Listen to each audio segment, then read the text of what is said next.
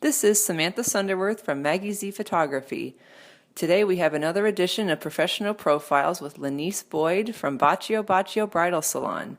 We talked about the latest bridal fashion trends and how to pick the perfect dress for you for your special day. I hope you enjoy it. Okay, I am here with Lanice Boyd from Bacio Bridal in Wellington, Florida. First of all, Lanice, can you give us a little history on Bacio and how the store got started? Well, we got started about 8 years ago, and it just came to us. We thought we need a bridal shop. My friend's daughter was having her first communion, and she was having a very difficult time finding a place to get a gown and gloves and all that for her daughter. And she said that she had bad experiences at all of these bridal shops, and I thought, wow, that would be kind of nice to have one out here in Wellington. And then shortly after that, the Wellington Mall, Madison Green, went under construction. I saw Nordstrom was coming. I thought, okay, great. It's a perfect timing. So there we go. Now, how did you get into bridal fashion?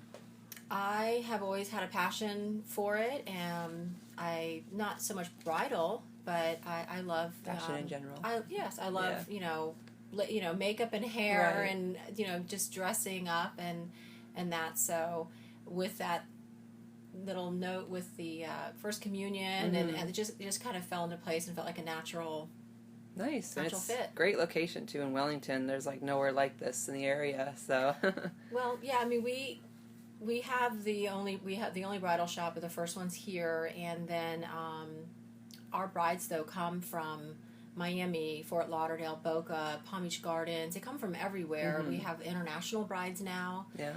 So thank goodness it's not, it's small. Everyone wants to know, where's Wellington? They don't know where's Wellington. It's like, where's Green Acres? Oh, yeah, right. But it's slowly being found out. Yeah, and last year you actually expanded the store to take over 2 shops in the plaza. How can you tell the brides listening how this expansion is more helpful to their planning process?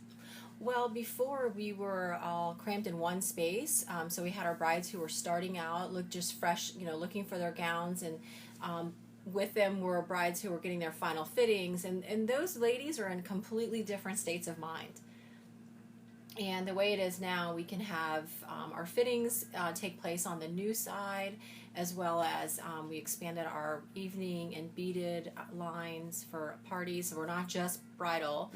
We also have a tuxedo rental here, and so it's helped them, be able to have, one location, and they get a lot more done. Yeah, it's nice not having to go to multiple locations for things.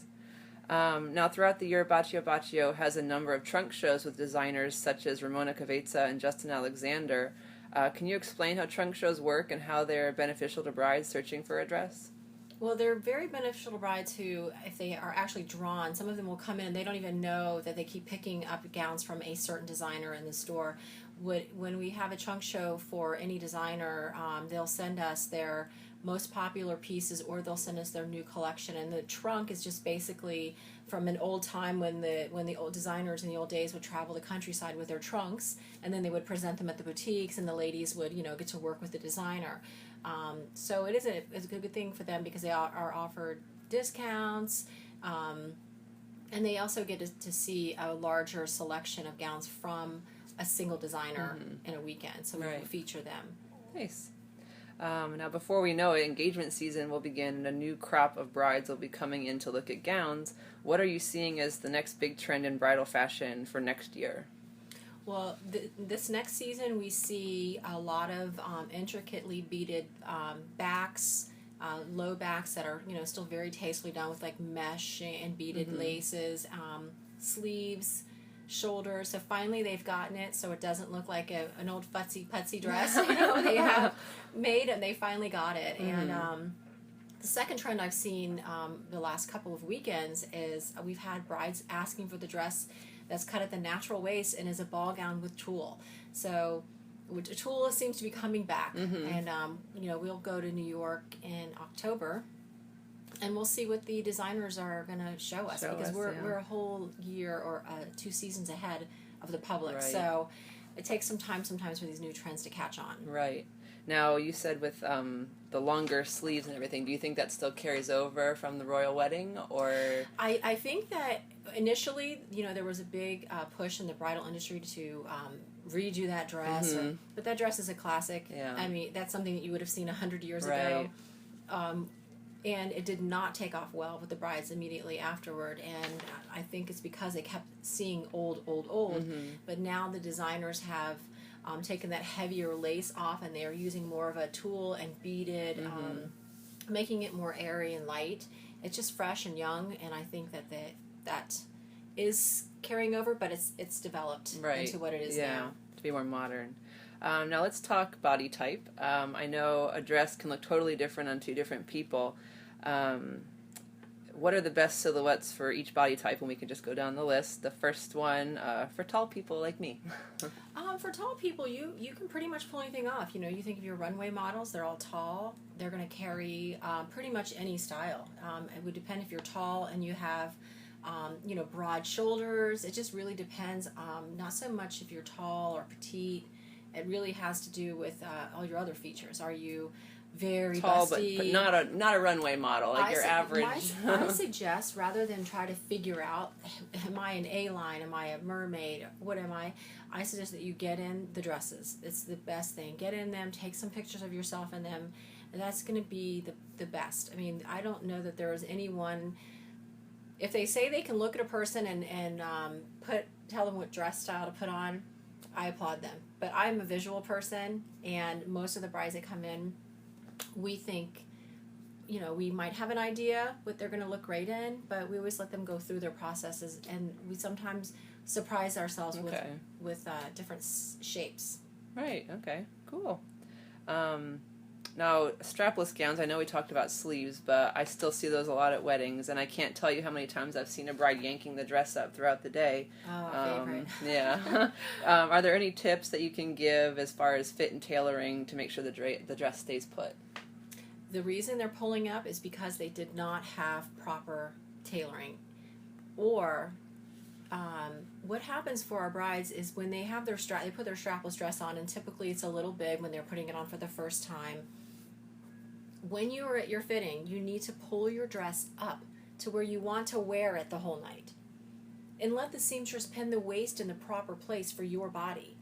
What happens is that the seamstress starts pinning, and the bride starts talking, and then the dress slowly slips down.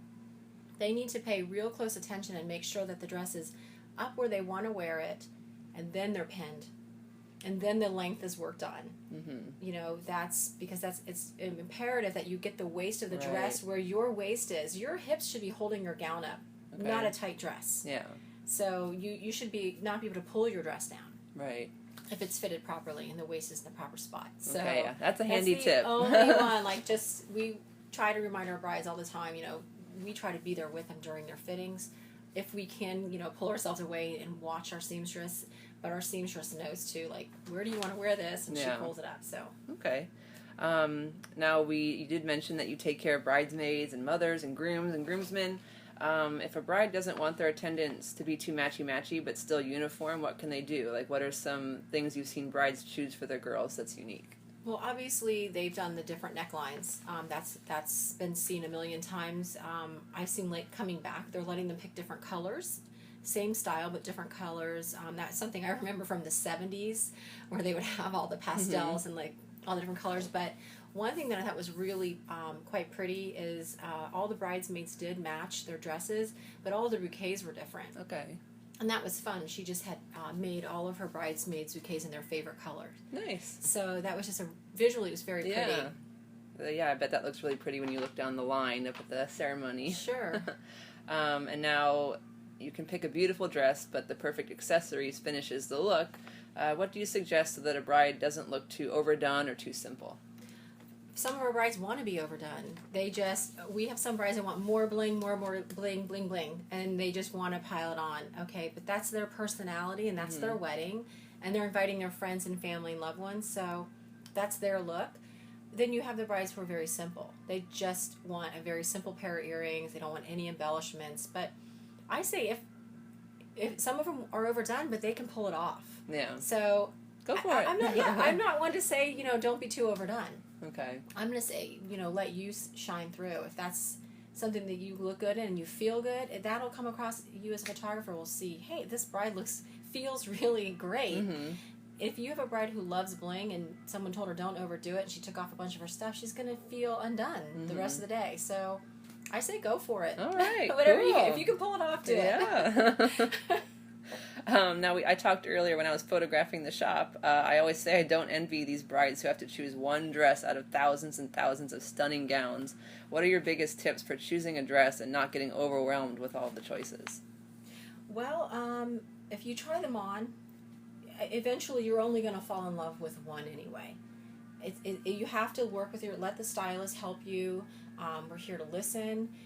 We let you go through and pick what you thought you were going to love, and we start with what our customer wants first, and then we'll say, let's just try some other shapes just so that you can try on all of the different looks.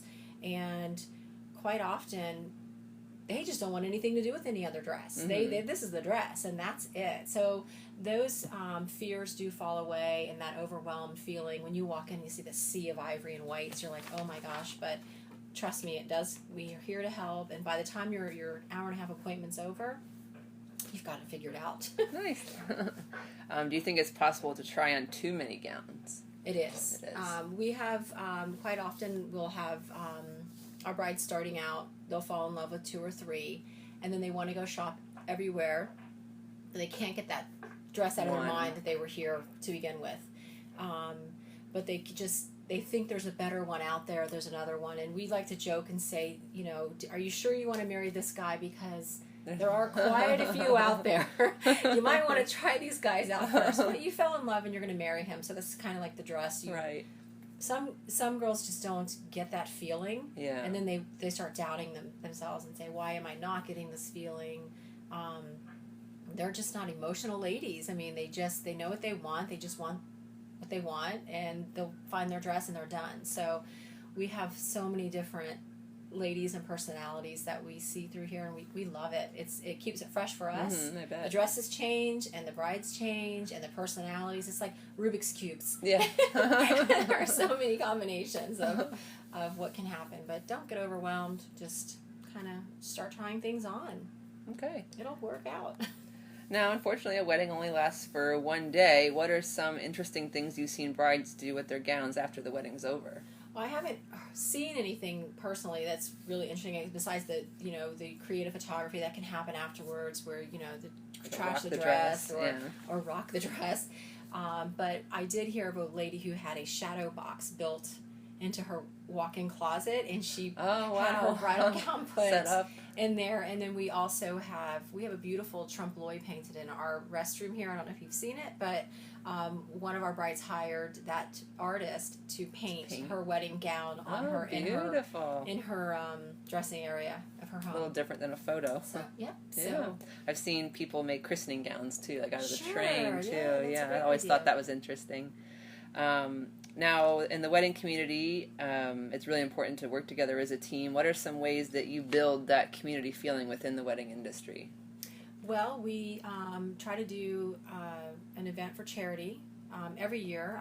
For this coming February, we have February 2015 will be my 10th year involvement with Little Smiles for the Stars Ball, and that's an incredible evening for local pediatric and hospice children. And we are also doing an event. It will be our second annual event this November 17th for Grandma's Place.